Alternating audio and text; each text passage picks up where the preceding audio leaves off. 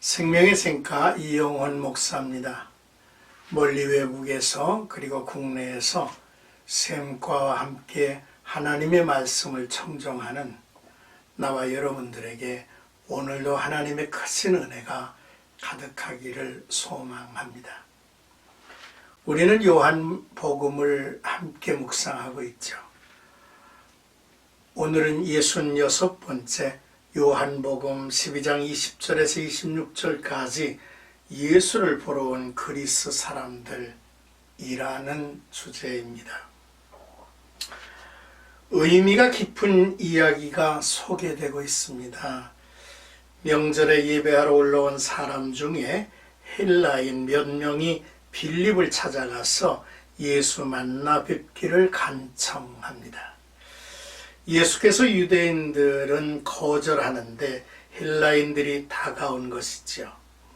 하나님의 구원이 이방인에게 어떻게 증거되고 영광이 되는지는 사도행전을 통해서 놀랍게 펼쳐질 것입니다.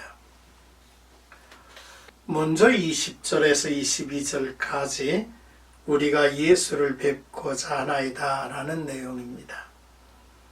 예수 예루살렘 입성과 관련하여 유대인들 뿐만 아니라 이방 헬라인도 관심이 컸죠.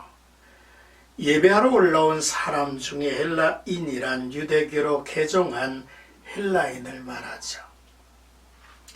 헬라인들은 철학, 신화, 종교, 사상 등에 관심이 많았습니다.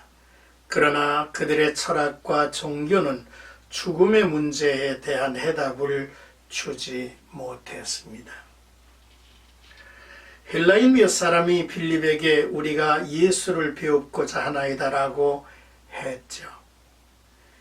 이들의 공손한 언어에서 단순한 호기심이 아니라 예수를 만나고 싶어하는 간절함을 엿볼 수 있습니다. 이들의 청을 받은 빌립은 안드레에게 가서 상의를 한 뒤에 예수께 이들의 방문을 말씀드렸습니다. 이제 23절은 인자가 영광을 얻을 때가 왔도다 하는 주님의 말씀입니다. 예수께서는 이 헬라인들의 방문 소식을 들으시고 인자가 영광을 얻을 때가 왔도다라고 하셨습니다. 이제까지 아직 때가 이르지 않았다라고 하시던 주님이 완전히 다른 말씀을 하신 것입니다. 인자이신 예수께서는 단지 유대인만이 아니라 모든 인류에게 구원을 베푸실 분이시지요. 예수께서는 자기 죽음을 내다보고 영광을 얻을 때라고 말씀을 하신 겁니다. 예수께서는 십자가의 죽음을 통해서 이루실 구속사, 유대인과 이방인들을 구원하실 영광의 시간이 왔음을 선언하신 것이죠.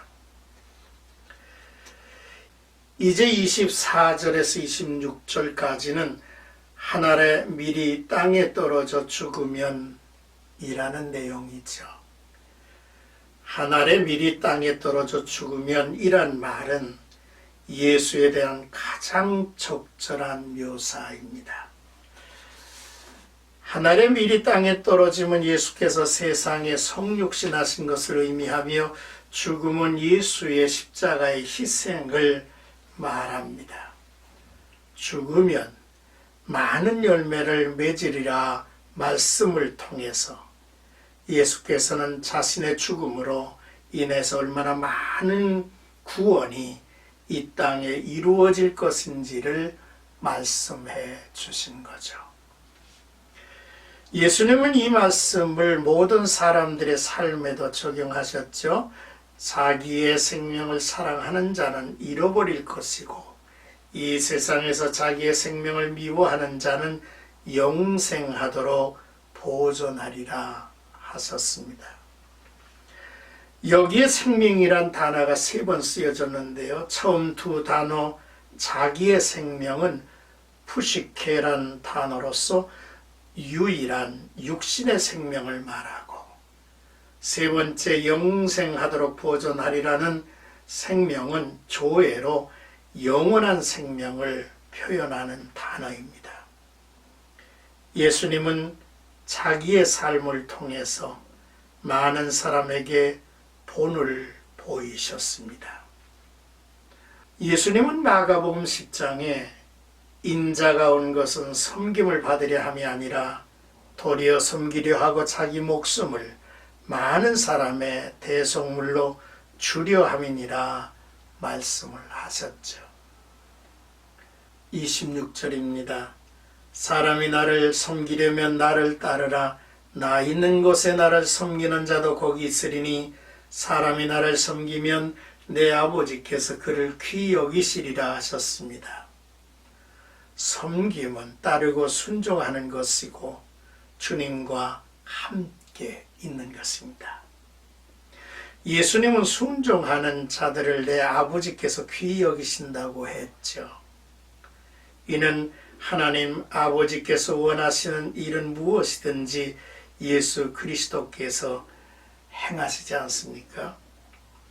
그러므로 예수님을 따르며 섬기는 이제 자들은 하나님 아버지를 따르고 섬기는 것이기 때문이죠. 아버지께서 그를 귀히 여기시리라고 하심은 그리스도인들이 믿음에서 누리는 축복의 비밀입니다. 자, 오늘의 말씀을 이렇게 묵상하면서 첫째로 앞서 은혜를 받아야 할 무리들이 그것을 거부하면 멀리 있는 자가 다가와 그 은혜를 받는다는 것입니다. 앞서 기회가 주어진 유대인들이 예수를 거부했습니다. 그러자 이방인들이 다가가지 않았습니까? 나중된 자가 먼저 된다는 말이 있습니다.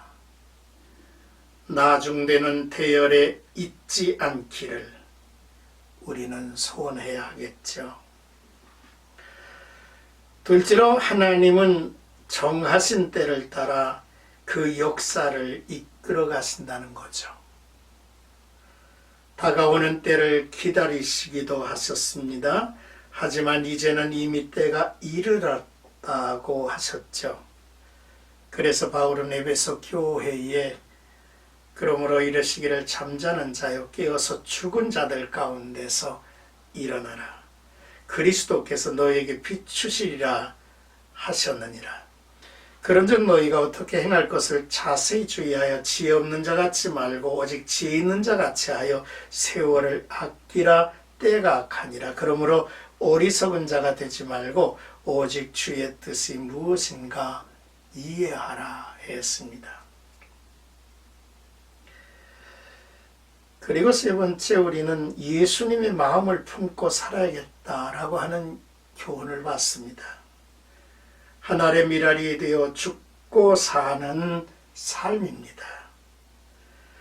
바울은 빌립보 교회에 예수님의 비하의 신분 그리고 예수님의 승기의 신분을 전하고 우리가 예수님처럼 살아야 함을 교훈했습니다. 예수님의 비하의 신분은 빌립보 2장 6절에서 8절까지죠. 그는 근본 하나님의 본체이시나 하나님과 동등됨을 취할 것으로 여기지 아니하시고 오히려 자기를 비워 종의 형체를 가지시자 사람들과 같이 되셨고 사람의 모양으로 나타나서 자기를 낮추시고 죽기까지 복종하셨으니 곧 십자가에 죽으심이라 했습니다. 우리가 예수 그리스도 안에서 늘 깨어 하나님의 은총을 입는 나와 여러분들이 되기를 주님의 이름으로 축복합니다.